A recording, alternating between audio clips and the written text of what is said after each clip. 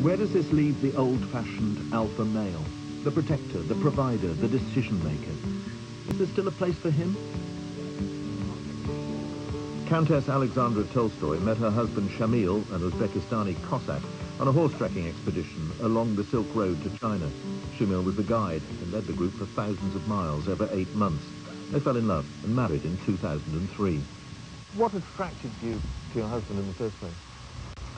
Well, for me, I suppose I'd never analysed, you know, what British men or European men are like, but for me, Shamil was just completely different from everything I'd encountered before, in that, he's what a stereotypical man should be, I think. He's very masculine, he's very capable, he's very confident, and he, will always control the situation. And I think it makes for a much better marriage, because we play very separate roles in our marriage, and there's no conflict over who does what. Well, these are traditional male virtues, yeah. aren't they? Are these in short supply? Do you find many men like that in this country?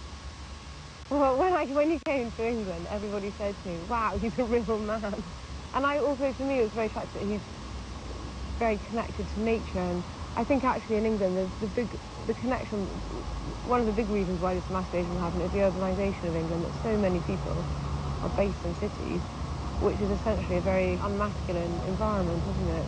You're not connected with the outdoors, and those are traditionally very masculine virtues. What do you find unattractive about them, or...?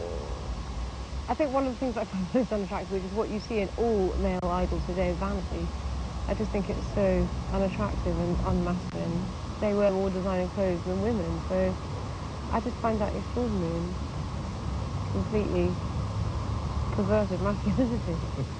What about sort of old-fashioned male courtesy, gallantry, opening doors, and all that kind of stuff? That seems to have died out a bit. Yeah, well, actually, no, Shamil's very good about that. Oh, Shamil is, but of course he is the masculine man. Yeah, I think it's very sad, and yet... Endangered species. But I think lots of women are very greedy. They want everything. They want to be equal, and yet they still want to be feminine, and they still want to be looked after, and yeah, I think it's unfair. Where does this leave other traditional male virtues, like reticence, like stoicism, like competition and aggression, I suppose? Where does it leave all that? Well, I think it's very difficult, because men have been forced to subdue these very instinctive, natural emotions. I mean, it's very difficult to predict what will happen in 100 years. I cannot believe that it's normal to remove one completely natural instincts in a man. I can't believe that it will be good for society, good for the family, good for business, good for the economy, good for everything. I think we shouldn't meddle with nature. You think that's what we're doing? Yeah, definitely. Since the beginning of time, the male of the species has always been the stronger of the sexes. But now, even Mother Nature is in conspiracy against us. With sharply falling sperm counts and rapid advances in IVF and genetic engineering, men could be in danger of becoming completely obsolete. I think everybody should be worried about men. I really do. If women really understood how men felt, they would act differently.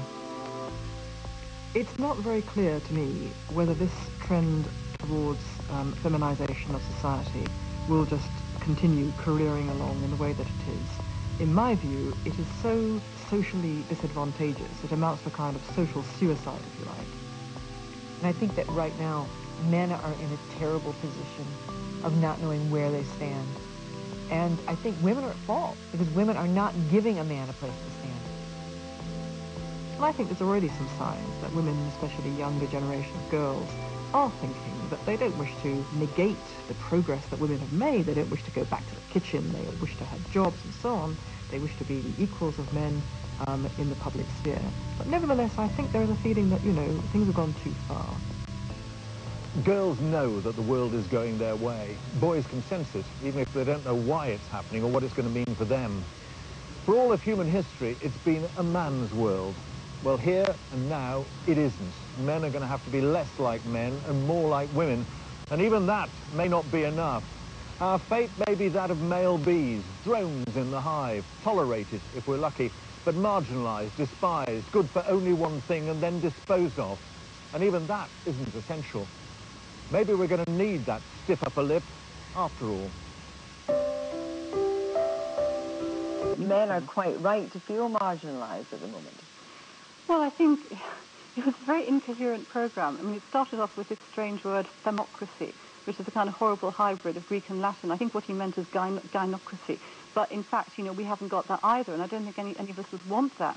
And I don't think I mean, you could just as easily make a programme which says that Tesco's taken over the world, as, you know, it would be as coherent as this programme.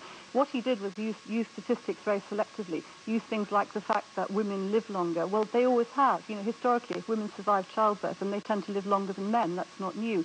Manufacturing industry has declined, men's jobs have declined, but that's a feature of late 20th century capitalism. Isn't that an evolutionary process, that there are, by virtue of the fact that we don't build ships anymore, we don't, you know, do a lot of heavy engineering, that it's changed. That is an evolution rather than any kind of imposition. And I think grey matter has replaced industrial matter, and I think it's fantastic. I think it's great that women are becoming equal to men, and in some areas dangerously so, becoming more equal. And the question is... But why dangerously so? Because I think that there is an issue here. I think there's an issue is, you know, are we talking about equality, which is what feminism was originally about, or are we talking about superiority? Are we talking about being under Jones' stiletto heel, for example, or are we talking about walking side by side as equal, as partners, and respecting the differences between the genders? But we talk about statistics in the programme, but there's lots of other statistics as well. You know, that only 2% of women are on the board of companies that are in the FTSE 100 that actually look at the judiciary, look in fact at, you know, at Parliament.